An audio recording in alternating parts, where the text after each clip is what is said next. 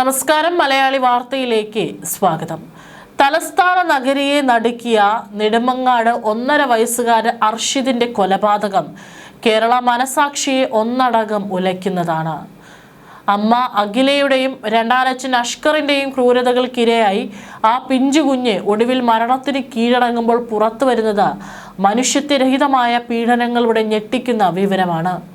അതായത് ആ കുഞ്ഞ് മരിക്കുന്നതിൻ്റെ ഇത്രയും ചെറിയ ഒരു പ്രായത്തിൽ അനുഭവിക്കേണ്ടി വന്നിരിക്കുന്നത് അതിക്രൂരമായിട്ടുള്ള പീഡനങ്ങളാണ്. കുഞ്ഞിൻ്റെ സ്വകാര്യ ഭാഗത്ത് ആഴത്തിലുള്ള മുറിവുകളും ശരീരമാകെ സിഗരറ്റ് ഉപയോഗിച്ച് പൊള്ളിച്ച പാടുകളും ഉൾപ്പെടെ 51 മുറിവുകളാണ് പോസ്റ്റ്മോർട്ടത്തിൽ കണ്ടെത്തിയിരിക്കുന്നത്. ഒന്ന് ആലോചിച്ച് നോക്കണം, എത്രത്തോളം വേദന ആ പിഞ്ചു കുഞ്ഞ് അനുഭവിച്ചിട്ടാണ് മരിച്ചിരിക്കുന്നത് എന്നുള്ളത്. നിരന്തരമായ മർദ്ദനവും ആന്തരിക അവയവങ്ങൾക്കേറ്റ ക്ഷതവുമാണ് മരണകാരണമെന്ന് വ്യക്തമാകുമ്പോൾ ഈ ക്രൂരതയ്ക്ക് കൂട്ടുനിന്ന അമ്മയുടെയും, അമ്മ എന്ന് പറയാൻ പോലും അർഹതയില്ല, പ്രസവിച്ചതുകൊണ്ട് മാത്രം ഒരാളും അമ്മയാകുന്നില്ല, ഇവരുടെയും രണ്ടാനച്ഛൻ്റെയും വികൃത മനസ്സ് കൂടിയാണ് ഇവിടെ തുറന്നു കാട്ടപ്പെടുന്നത്. അർഷിദിൻ്റെ ജനനേന്ദ്രിയത്തിൽ ഉൾപ്പെടെ ആഴത്തിൽ മുറിവേൽപ്പിച്ച പ്രതി കാലുകളിലും ശരീരത്തിൻ്റെ വിവിധ ഭാഗങ്ങളും സിഗരറ്റ് കുറ്റി ഉപയോഗിച്ച് പൊള്ളിച്ചതായാണ് പ്രാഥമിക നിഗമനം. വെള്ളിയാഴ്ച വൈകിട്ടാണ് അഷ്കർ ചോറ് കൊടുക്കുന്നതിനിടയിൽ കുഞ്ഞ് ഛർദ്ദിച്ചതിനെ തുടർന്ന് ആശുപത്രിയിൽ എത്തിച്ചത്. അപ്പോഴേക്കും മരണം സംഭവിച്ചു. പനവൂരിലെ സ്വകാര്യ ആശുപത്രിയിലും തുടർന്ന് SIT ആശുപത്രിയിലും അഷ്കർ എത്തിച്ചത്. SITയിൽ എത്തിച്ചപ്പോഴേക്കും കുഞ്ഞ് മരിച്ചിരുന്നു. 4:30 ആഹാരം കഴിച്ച ശേഷം ഉറങ്ങാൻ കിടന്നപ്പോൾ ചുമയ്ക്കുകയും ഛർദ്ദിക്കുകയും ചെയ്ത് അവശനിലയിലായെന്നാണ് അഷ്കർ പോലീസിന് മൊഴി നൽകിയത്. എന്നാൽ ഇത് പെട്ടെന്നുണ്ടായ ഒരു മരണമല്ല, മറിച്ച് ദിവസങ്ങളോളം മാസങ്ങളോളം നീണ്ട അതിക്രൂരമായ പീഡനങ്ങളുടെ ഒടുവിലത്തെ അധ്യായമായിരുന്നു. 1 മാസം മുമ്പ് കുഞ്ഞിൻ്റെ കൈ അഷ്കർ തല്ലി ഒടിച്ചിരുന്നുവെന്ന ബന്ധുക്കളുടെ പരാതിയും ശരീരത്തിൽ 2 ദിവസം മുമ്പുണ്ടായ മർദ്ദനത്തിൻ്റെ പാടുകളുമുണ്ടെന്ന ഇൻക്വസ്റ്റ് റിപ്പോർട്ടും ഇതിന് അടിവരയിടുന്നു.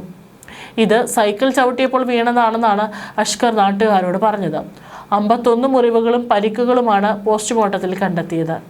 ഈ ശാരീരിക മർദ്ദനങ്ങൾ മരണകാരണമായെന്ന് പോസ്റ്റ്മോർട്ടം നടത്തിയ ഡോക്ടർമാർ അറിയിച്ചതായി പോലീസ് പറഞ്ഞു. ഇവയ്ക്ക് പുറമെ പരിക്കേറ്റുണങ്ങിയ അടയാളങ്ങളുമുണ്ട്. ഈ സമയം കുഞ്ഞ് ക്രൂരമായി മർദ്ദിക്കപ്പെടുമ്പോൾ അമ്മ അഖില തമിഴ്നാട്ടിൽ നൃത്ത പരിപാടിക്കായി പോയിരിക്കുകയായിരുന്നു എന്നതിലൂടെ കുഞ്ഞിനോട് ഇവർ കാട്ടിയ കടുത്ത അവഗണന വ്യക്തമാണ്. ഈ പിഞ്ചു കുഞ്ഞിൻ്റെ ദുരന്ത ജീവിതത്തിന് തുടക്കം കുറിക്കുന്നത് അർഷിദിൻ്റെ സ്വന്തം അച്ഛൻ്റെ മരണത്തോടെയാണ്. 2 വർഷം മുമ്പാണ് അഖില 3 മാസം ഗർഭിണിയായിരുന്നപ്പോഴാണ് ഭർത്താവ് അഖിൽ ജീവനൊടുക്കിയത്. തുടർന്ന് അഖില ഡ്രൈവറായ അഷ്കറിനൊപ്പം താമസം തുടങ്ങി. 8 മാസം മുമ്പാണ് ഇവർ കരിക്കുഴിയിൽ മറ്റൊരു വാടക വീട്ടിലേക്ക് എത്തിയത്. ഇക്കാലയളവിലാണ് കുഞ്ഞിനെ എങ്ങനെയെങ്കിലും ഒഴിവാക്കാനുള്ള ശ്രമങ്ങൾ ഈ പറയുന്ന അമ്മയുടെ ഭാഗത്തു നിന്നും ഉണ്ടാകുന്നത്. ഇതിന്റെ ഭാഗമായി തിരുവനന്തപുരത്തെ അമ്മത്തൊട്ടിലിൽ കുഞ്ഞിനെ കൊണ്ടുപോയി ഉപേക്ഷിക്കാൻ അഖില തീവ്ര ശ്രമം നടത്തിയിരുന്നുവെന്ന വിവരമാണ് ഇപ്പോൾ പുറത്തു വരുന്നത്. സ്വന്തം ചോരയിൽ ജനിച്ച കുഞ്ഞിനെ ഒരു ബാധിതയായി കണ്ട അമ്മയുടെ ക്രൂരതയുടെ ആദ്യ സൂചനയായിരുന്നു ഇത്. കുഞ്ഞ് നേരിടുന്ന ദുരന്തങ്ങൾ മനസ്സിലാക്കിയ അർഷിദിൻ്റെ ആദ്യ അച്ഛൻ്റെ വീട്ടുകാർ കുട്ടിയെ തങ്ങൾക്ക് വിട്ടുതരണമെന്ന് ആവശ്യപ്പെട്ട് നിരന്തരം ശ്രമങ്ങൾ നടത്തിയിരുന്നു. അഖില കുഞ്ഞിനെ ശ്രദ്ധിക്കുന്നില്ലെന്നും അഷ്കർ മർദ്ദിക്കുന്നുണ്ടെന്ന് മനസ്സിലാക്കിയതാണ് ഇവർ രംഗത്തെത്തിയത്. ഒരു പക്ഷേ അന്ന് ഈ കുഞ്ഞിൻ്റെ ആദ്യ അച്ഛൻ്റെ വീട്ടുകാർക്ക് കൊടുക്കുകയാണെങ്കിൽ ഒരു പക്ഷേ ആ കുഞ്ഞ് ഇന്നും കളിച്ചു ചിരിച്ചു അവരോടൊപ്പം ഉണ്ടാകുമായിരുന്നു. ഇതിനിടെ അഖിലയുടെ ബന്ധുക്കളുമായി ഇവർ ചർച്ചകൾ നടത്തുകയും ചെയ്തിരുന്നു. കുഞ്ഞിൻ്റെ സുരക്ഷിതത്വം മുൻനിർത്തി അവനെ അച്ഛൻ്റെ വീട്ടുകാർക്ക് കൈമാറാമെന്ന് അഖിലയുടെ ബന്ധുക്കൾ സമ്മതിക്കുകയും ചർച്ചകൾ അനുകൂലമായി പൂർത്തിയാക്കുകയും ചെയ്തതാണ്. എന്നാൽ ആ കൈമാറ്റം നടക്കുന്നതിന് തൊട്ടു മുമ്പ് കുഞ്ഞിനെ മരണത്തിന് വിട്ടുകൊടുത്തുകൊണ്ട് രണ്ടാനച്ഛൻ്റെ അന്തിമ പ്രഹരം ഏൽപ്പിക്കുകയായിരുന്നു. പോസ്റ്റ്മോർട്ടത്തിന് ശേഷം കുഞ്ഞിൻ്റെ മൃതദേഹം പിതാവ് അഖിലിൻ്റെ കടുവപ്പാറയിലെ വീട്ടിലേക്ക് കൊണ്ടുപോയി. അഖിലിൻ്റെ അച്ഛനായ സുനിലിനെ 2 മക്കളായിരുന്നു ഉണ്ടായിരുന്നത്. എന്നാൽ 2 മക്കൾ നേരത്തെ മരണപ്പെട്ടിരുന്നു. അവശേഷിച്ച ഏക മകനെയെങ്കിലും ഏറ്റെടുത്ത് വളർത്താൻ സുനിൽ സർവ്വസന്നദ്ധനായിരുന്നു. എന്നാൽ കുഞ്ഞിൻ്റെ ജനന വിവരങ്ങൾ പോലും സുനിലിൻ്റെ കുടുംബത്തിൽ നിന്ന് അഖില മറച്ചുവെച്ചു. മരണമറിഞ്ഞ് മെഡിക്കൽ കോളേജ് പോലീസ് സ്റ്റേഷനിൽ എത്തിയപ്പോഴാണ് സുനിൽ തൻ്റെ പേരക്കുട്ടിയെ ആദ്യമായി നേരിട്ട് കാണുന്നത് തന്നെ എന്ന വിവരം നൊമ്പരമുണർത്തുന്നതാണ്.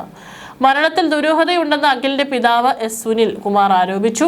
കേസിൽ കൂടുതൽ പ്രതികളുണ്ടോ എന്ന് അന്വേഷിക്കുകയാണെന്നും നെടുമങ്ങാട് DYSP കെ ബൈജുകുമാർ പറഞ്ഞു.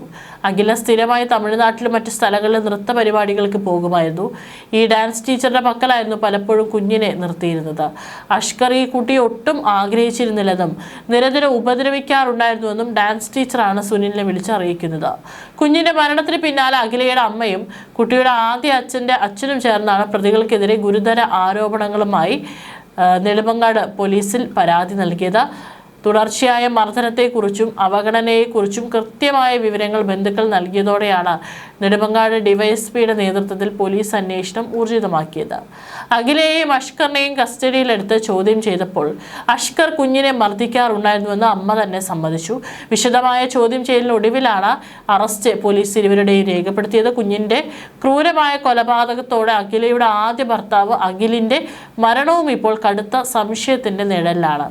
ഗർഭിണിയായ ഭാര്യയെ തനിച്ചാക്കി അഖിൽ എന്തിന് ആത്മഹത്യ ചെയ്തു എന്നതിനെക്കുറിച്ചും അന്ന് കൃത്യമായ വിവരങ്ങൾ ലഭിച്ചിരുന്നില്ല. എന്നാൽ അഖിലിന്റെ മരണത്തിന് തൊട്ടു പിന്നാലെ തന്നെ അഖില അഷ്കറിനൊപ്പം വാടക വീട്ടിലേക്ക് താമസം മാറിയത് ചൂണ്ടിക്കാട്ടി ബന്ധുക്കൾ ഇപ്പോൾ രംഗത്തെത്തിയിട്ടുണ്ട്. ഈ ബന്ധത്തിന് അഖിൽ തടസ്സമായിരുന്നു എന്നും അഖിലിന്റെ മരണത്തിന് പിന്നിൽ ഈ ദമ്പതികളുടെ മാനസിക പീഡനങ്ങളോ മറ്റിടപെടലുകളോ ഉണ്ടായിരുന്നോ എന്നും പോലീസ് പ്രത്യേകമായി അന്വേഷിക്കും. കുട്ടികൾക്കെതിരെയുള്ള അതിക്രമങ്ങൾ തടയാൻ കർശന നിയമങ്ങളുള്ള നാട്ടിലാണ് ഒരു 1.5 വയസ്സുകാരൻ സ്വന്തം വീട്ടിൽ വെച്ച് ഇത്രയും വലിയ നരകയാതന അനുഭവിച്ച് കൊല ചെയ്യപ്പെട്ടത്. കുഞ്ഞിൻ്റെ ശരീരത്തിലെ 51 മുറിവുകളും കരിഞ്ഞുണങ്ങിയ പൊള്ളലുകളും സമൂഹത്തിന് നേരെ വിരൽ ചൂണ്ടുന്ന ചോദ്യങ്ങളാണ്. സ്വന്തം കുഞ്ഞിനോട് അമ്മ കാട്ടിയ ഈ ചതിക്കെതിരെയും രണ്ടാനച്ഛൻ്റെ കൊടും ക്രൂരതയ്ക്കെതിരെയും കർശന നിയമ നടപടികളുമായി മുന്നോട്ട് പോകാനാണ് പോലീസിൻ്റെ തീരുമാനം. തീർച്ചയായിട്ടും ആ കുഞ്ഞ് അനുഭവിച്ചിട്ടുള്ള വേദന കേരള മനസാക്ഷിയെ ഞെട്ടിക്കുന്നതാണ്. അമ്മ എന്ന് വിളിക്കാൻ പോലും അർഹതയില്ലാത്ത ഈ യുവതിക്കും അവളുടെ കാമുകനും കൃത്യമായിട്ടുള്ള അല്ലെങ്കിൽ മാതൃകാപരമായിട്ടുള്ള ശിക്ഷ തന്നെ ലഭിക്കണം. ഒരു കുഞ്ഞിനും ഈ ഒരു അവസ്ഥ ഇനി ഉണ്ടാകരുത് എന്ന് മാത്രമാണ് ആഗ്രഹിക്കുന്നത്.